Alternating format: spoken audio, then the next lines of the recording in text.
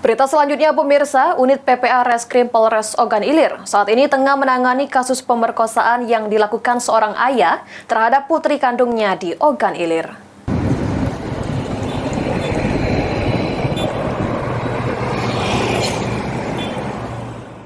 Hal ini dibenarkan Kasat Reskrim Polres Ogan Ilir, AKP Muhammad Ilham.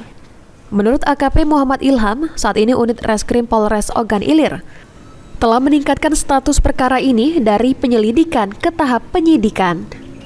Sejumlah saksi, termasuk korban, telah dimintai keterangan untuk mengumpulkan bukti-bukti yang kuat atas perkosaan tersebut.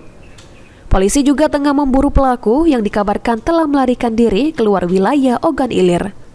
Kasus ini bermula dari laporan korban yang didampingi ibunya ke Polres Ogan Ilir pada 26 Februari 2025. Dari pengakuan korban, perkosaan yang dilakukan ayah kandung korban tersebut dilakukan secara paksa saat korban kelas 1 SMA. Namun upaya paksaan sudah dilakukan pelaku sejak korban duduk di kelas 2 SMP pada tahun 2020. Di mana pelapornya adalah seorang perempuan yang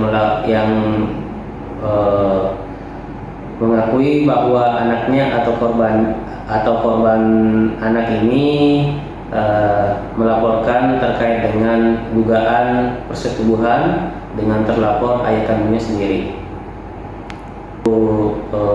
Prosesnya kami telah melaksanakan gelar perkara, kami telah melakukan permintaan keterangan saksi-saksi, dan kami telah menaikkan ke tahap penyidikan. Ahmad Romawi, PAL TV.